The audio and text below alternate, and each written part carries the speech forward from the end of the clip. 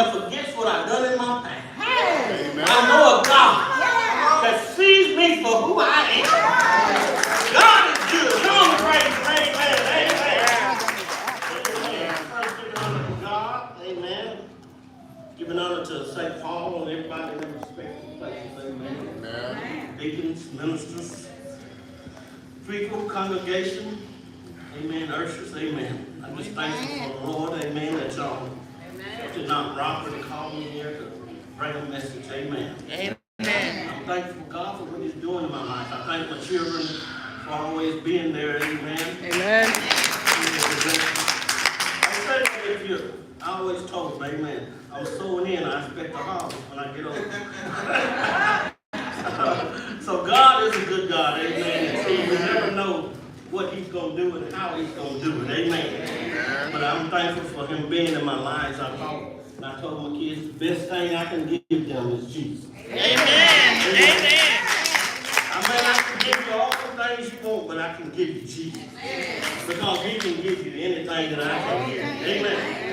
So I'm so thankful, amen, for them, my wife, amen, and my mom, amen, being here, amen. My mom, amen, truly is blessed, amen. My brother-in-law is still not Robert to come and be with me, amen. They must see some good in me, amen.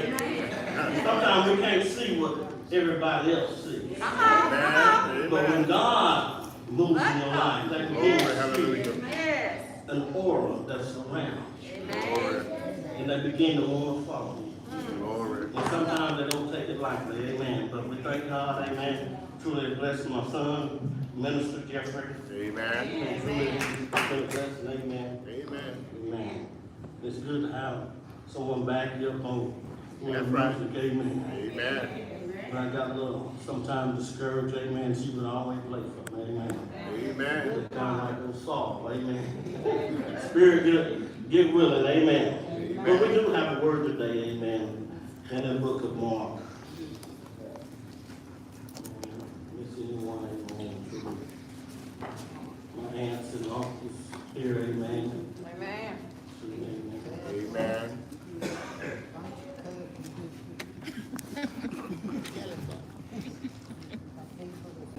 When you have it signified by standing, those that will stand, those that don't mind standing. Amen. Book of Mark in the 2nd chapter, begin at the 1st verse. Amen. We'll read verse 1 and 2. And it reads as follows. And again he entered into Capernaum. And after some days it was noised that he was in the house. And straightway many gathered together, and so much that there was no room to receive them. No, not so much as about the door. And he preached the word unto them. You may have your seats. Amen. Bless you. It's an understanding that when Jesus is in the house, things begin to change. But we look at these things, and it says that they entered into Capernaum. After some days, it was noised that he was in the house. Say, who was in the house? Jesus. Jesus was in the house. Amen. So we got to understand that we got to make sure it's Jesus that's in the house. Amen. They come, but when Jesus come in the house, things begin to change. Amen. And these men and these women realized that when Jesus was in the house, things was about to change. Amen. And we always understand that when we go through some trials of time, that we have to get to the house of worship, because when we get to the house of worship, we know that Jesus is there waiting on us. Can I get amen? If you're sick and you're not feeling well, if I can only make it out to the house of worship, I know that I'll be all right. Anybody going with me right now? Because Jesus got a way of taking my burdens, taking my sorrows, amen. Taking the things of this week, amen, that has burdened me down, amen. I know he's a burden lifter, amen. Jesus will lift all the burdens that this old world has put upon you. Because when Jesus is in the house, things begin to change, amen. I'm telling you right now, if you go back and look about it, that Jesus said that when he came into the house,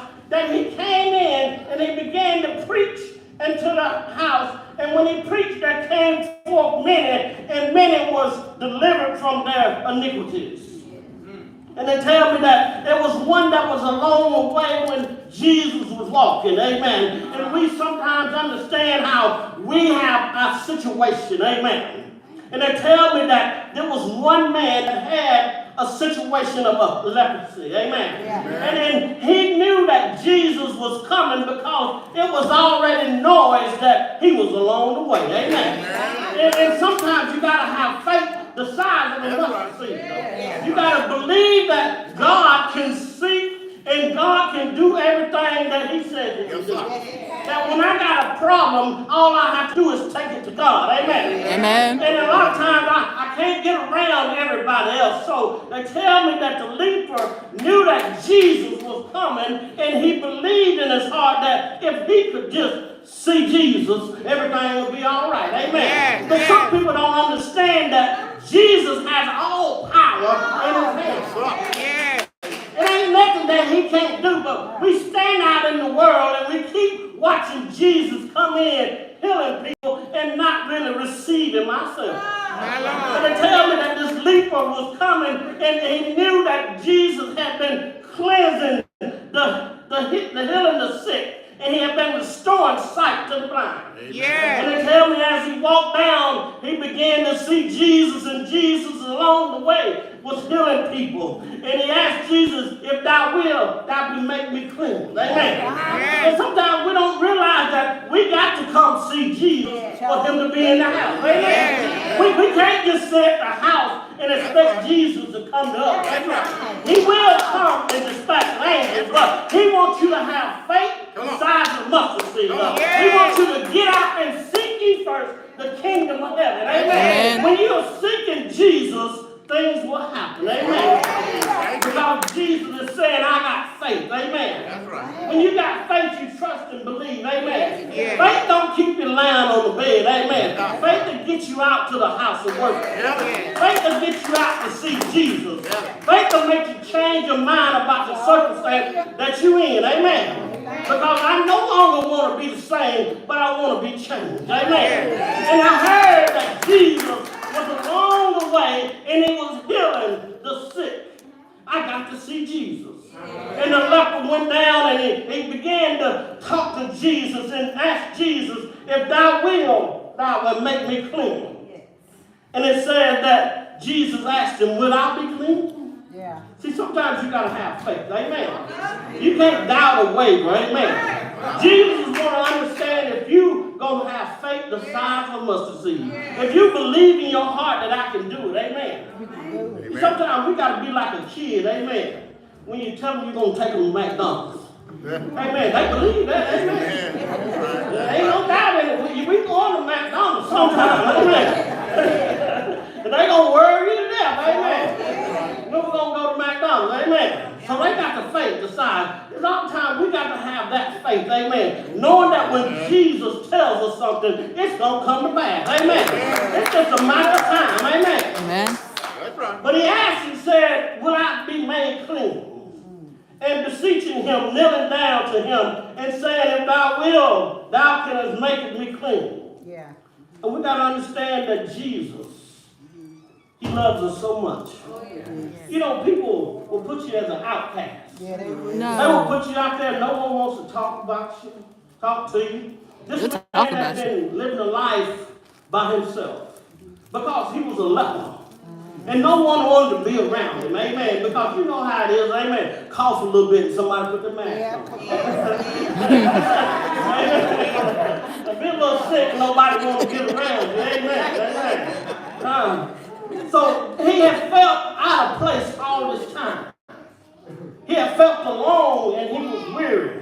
He couldn't go home to his wife or children. He had nowhere to lay his head. He had to be out on the street by himself. But when he heard Jesus was in the house, he made up in his mind that I got to get out to see Jesus. That's right. Yes. So God is saying right now, when Jesus is in the house, make up your mind if you're going to serve him or not. Amen.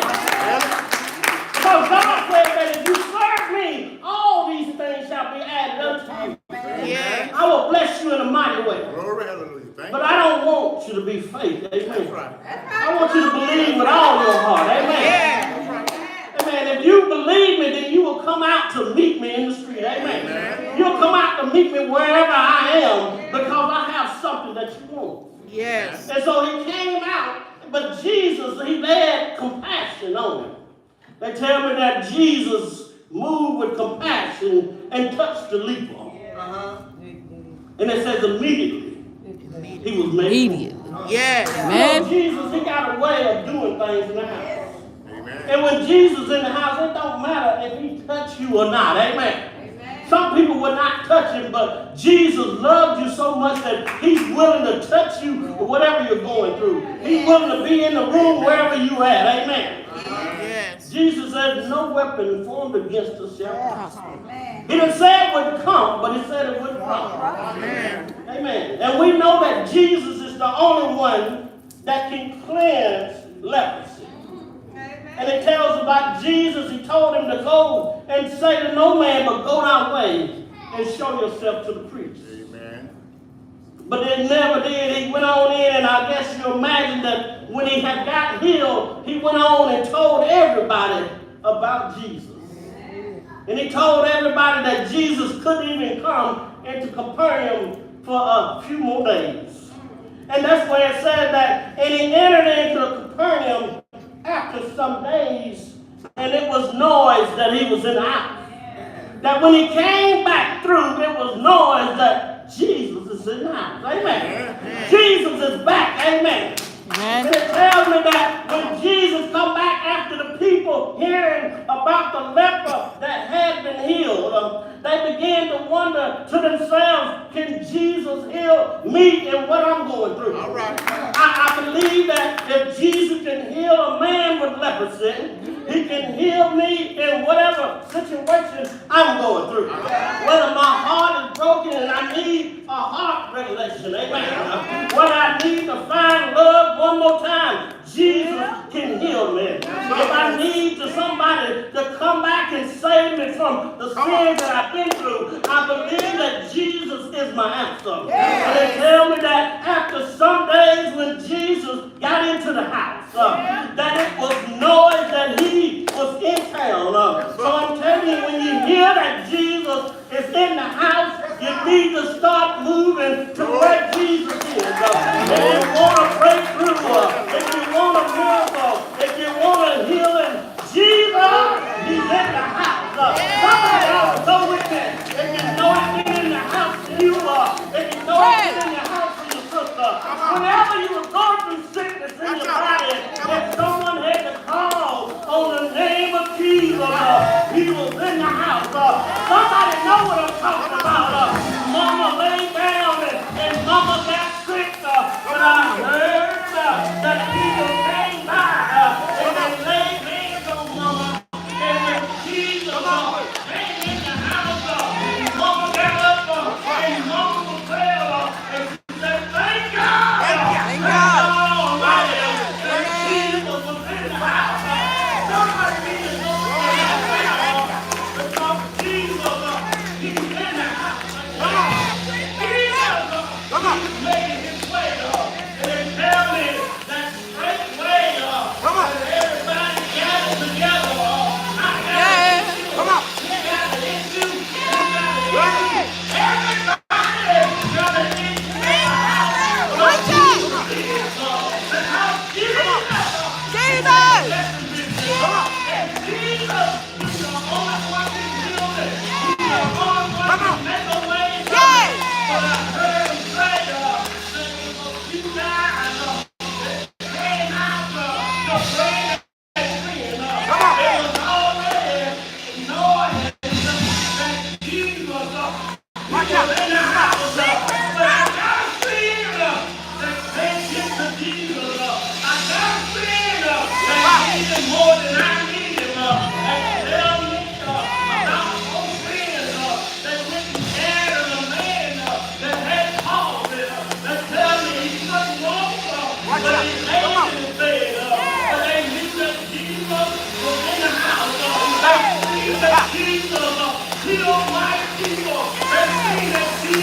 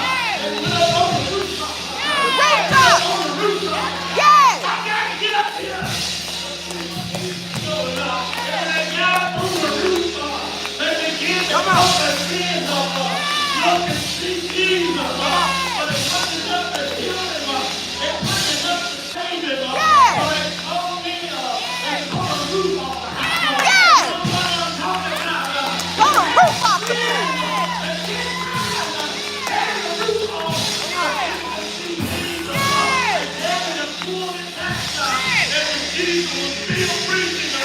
Jesus was still in the house. But they had faith to faith. They had faith to know if I can only get it to see Jesus, he's all right. And when Jesus looked at us, they seen him and they got some rope, they got some twine, and they just said, if he could just touch him, if we could just get him close enough, everything will be all right. After a little while, they began to lay him down, and as Jesus was preaching, Jesus looked up and he seen that place.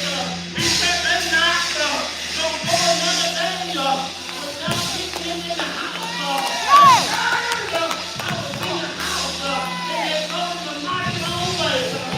He couldn't walk, so they carried him in. And when they brought him down, on their head all face, Jesus told him that his face, he said, "Son, now see the people here. That's the only one. How many of you know that Jesus, he's the only one that can heal tears. He's the only one that can set back the things he's done. He's the only one that can give you life to live. If you trust and believe, God will make a way out of no way. You know what I'm talking about. In the midst of the trials and tribulations, knowing that God will make a way out of no way. I was sick one day, and I couldn't get well. So when I called on the name of Jesus, people left me. Pain left me. Everything getting changed around. But I can see a man. I was down there with Jesus. When Jesus came in his house, he began to feel his body. He began to stand up. He began to take up his bed and begin to walk at the power of Jesus. When Jesus is in the house, things begin to change. Miracles begin to happen. All you got to do is believe that he's in the house. Somebody go with me. He's in the house. He's in the house.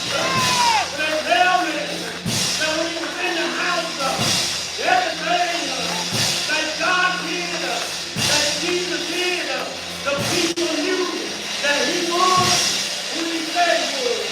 And not only that, but Jesus, he proved that he was the Son of God. They tell me that he went in and was whipped all night long. Amen. For our transgressions and yours. Yes, Lord. That he was beaten and wounded for you and for me. Yes. That Jesus, on the night which he was betrayed, he went up and they betrayed him and sent him down, knowing that nothing could be done. But they tell me that Jesus, he went and prayed. He had this Gethsemane moment. That he prayed and he took his friends with him. And he asked, could you not pray for 1 hour? And Jesus went back and he prayed more earnestly. And he did.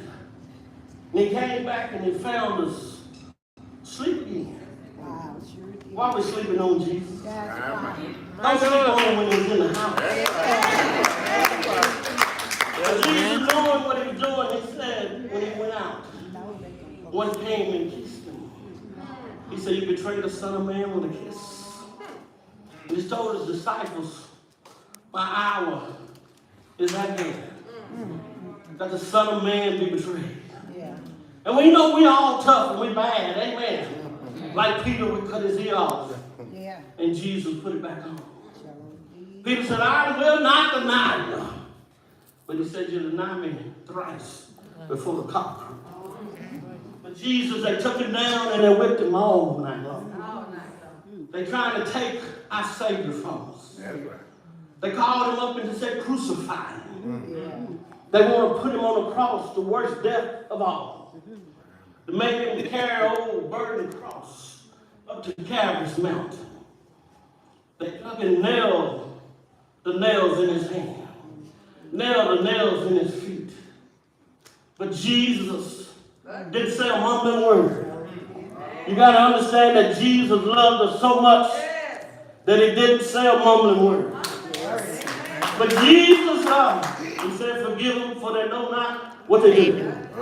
Then Jesus, he gave up the ghost. But to tell me that Jesus, everybody expected him to die.